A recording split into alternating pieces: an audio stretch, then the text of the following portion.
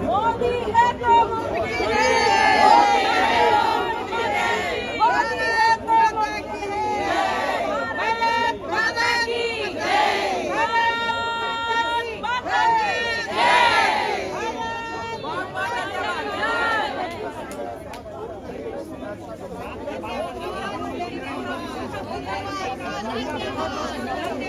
ये मिठाई कल भारत की संसदीय यात्रा का एक स्वर्णिम पल था।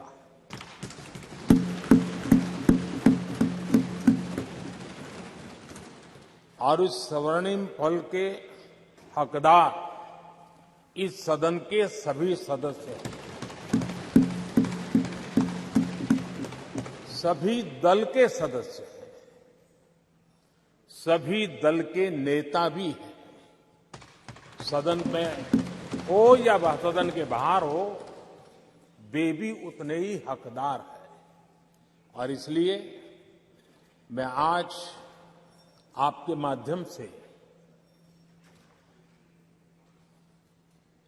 इस बहुत महत्वपूर्ण निर्णय में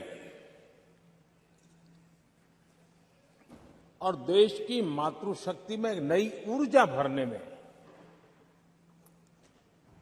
ये कल का निर्णय, और आज राज्यसभा के बाद जब हम अंतिम पड़ाव भी पूरा कर लेंगे,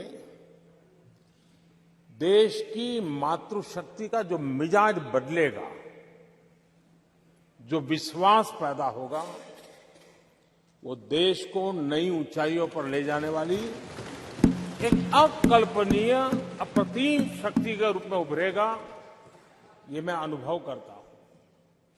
और इस पवित्र कार्य को करने के लिए आप सबने जो योगदान दिया है, समर्थन दिया है, सार्थक चर्चा की है, सदन के नेता के रूप में मैं आज आप सबका पूरे दिल से, सच्चे दिल से आदरपूर्वक अभिनंदन करने के लिए खड़ा हुआ हूं, धन्यवाद करने के लिए खड़ा हूं।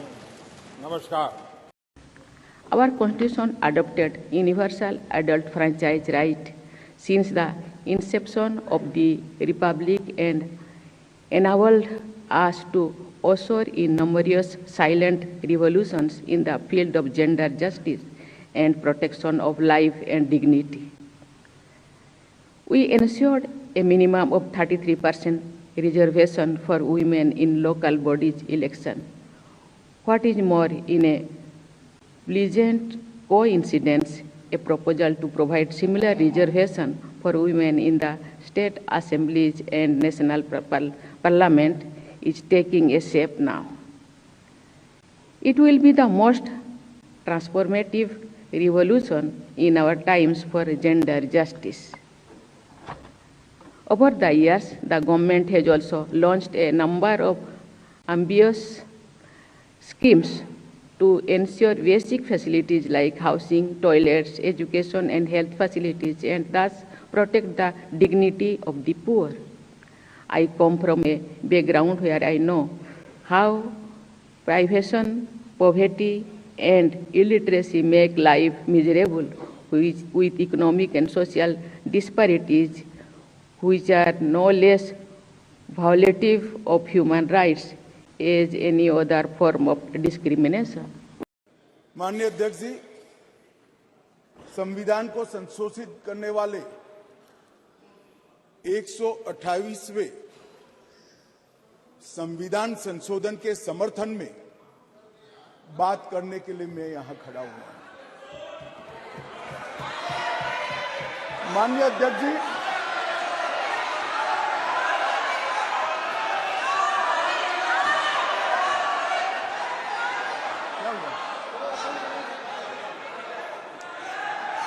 माननीय अध्यक्ष जी, जिसको जाना है डरिए मत, डरिए मत। अरे भाई डरो मत। नो जिसको जाना है जाने दिया, ऐसे क्यों? प्लीज, कोई भी सदन में रुक सकता है, जा सकता है, माननीय प्लीज अध्यक्ष जी, प्लीज। नो नो, माननीय अध्यक्ष जी,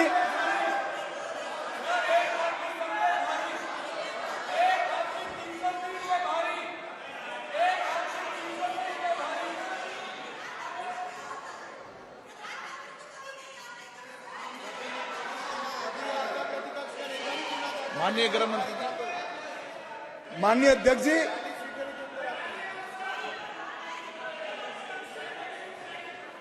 कल का दिन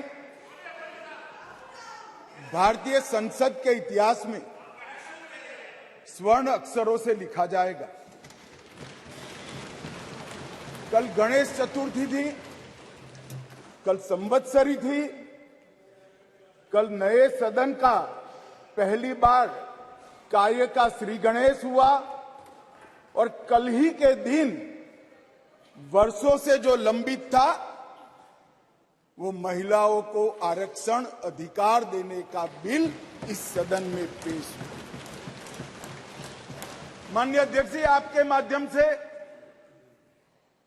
मैं इस सदन के नेता और देश के प्रधानमंत्री श्रीमान नरेंद्र मोदी जी को हृदय से साधुवाद देना चाहता हूं कि 140 करोड़ की आबादी में 50% जिसका हिस्सा है वो मातृशक्ति को सच अर्थ में सम्मानित करने का काम माननीय प्रधानमंत्री जी ने किया।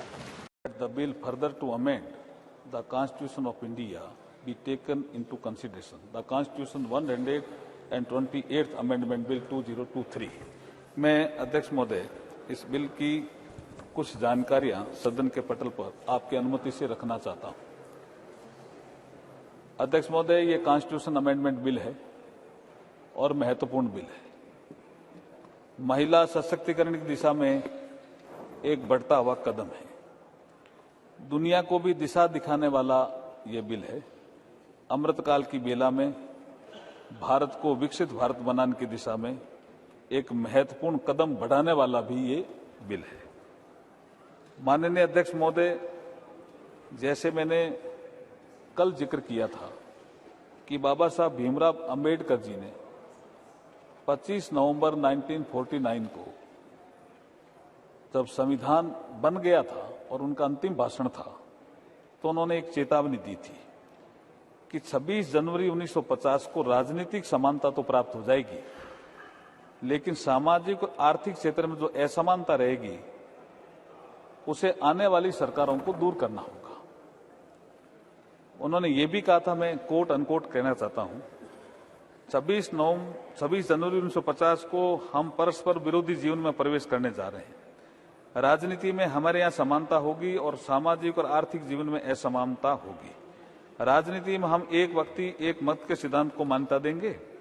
हमारे सामाजिक आर्थिक जीवन में हम अपनी सामाजिक और आर्थिक संरचना के कारण एक व्यक्ति एक मूल्य के सिद्धांत नकारते रहेंगे। इस विरोधापूर्ण जीवन को हम कब तक जारी रखेंगे? कब तक हम अपने सामाजिक और आर्थिक जीवन में समानता से लोगों को वंचित रखेंगे? आज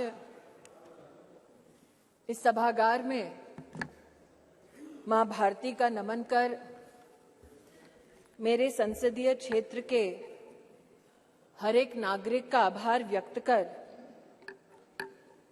मैं भारत के नव भारत के निर्माण की सृजन की सबसे सशक्त नींव नारी शक्ति वंदन अधिनियम को इस सदन में सर्वप्रथम प्रणाम करती हूं और विशेषतः देश के प्रधान सेवक का वंदन एवं अभिनंदन करती हूं। कल की तारीख जब ये अधिनियम आदरणीय कानून मंत्री ने राष्ट्र के सम्मुख प्रस्तुत किया, न सिर्फ इसलिए ऐतिहासिक थी क्योंकि इस नए भवन में नए संकल्पों के साथ हम सबने प्रवेश किया, साथ ही एक पुनीत समय गणेशोत्सव के पुण्य अवसर पर हमने नए भवन में प्रवेश कर विघ्नहर्ता को प्रणाम किया। लेकिन अगर विघ्नहर्ता के सृजन की आराधना की मूल भावना को देखें तो गणेश जी का स्वरूप अपने आप में अपनी मां के हाथों से सृजित है और मां के प्रण ने, मां की तपस्या ने गणपति जी में प्राण दिए, यह उसका सबसे बड़ा प्रतीक है। हमारी सभ्यता में यह भी मान्यता है कि नव भवन में जब प्रवेश होता है तो पहला पैर, पथ पर पहला आगमन घर की लक्ष्मी का होता है। कई समाज के वर्गों में भवन के बाहर घर की लक्ष्मी अपने हाथ की अमिट छाप छोड़ती है और कई परिवारों में पैरों के नीचे आलता लगाकर बेटियों का सबसे पहला कदम ऐसे भवनों में रखा जाता है। और अगर संविधान की मर्यादा की दृष्टि से देखें तो लक्ष्मी ने संवैधानिक स्वरूप लिया है इस अधिनियम के माध्यम से, जिसके लिए मैं सरकार का, इस सदन का और पीठ का विशेषतः आभार व्यक्त करती हूं।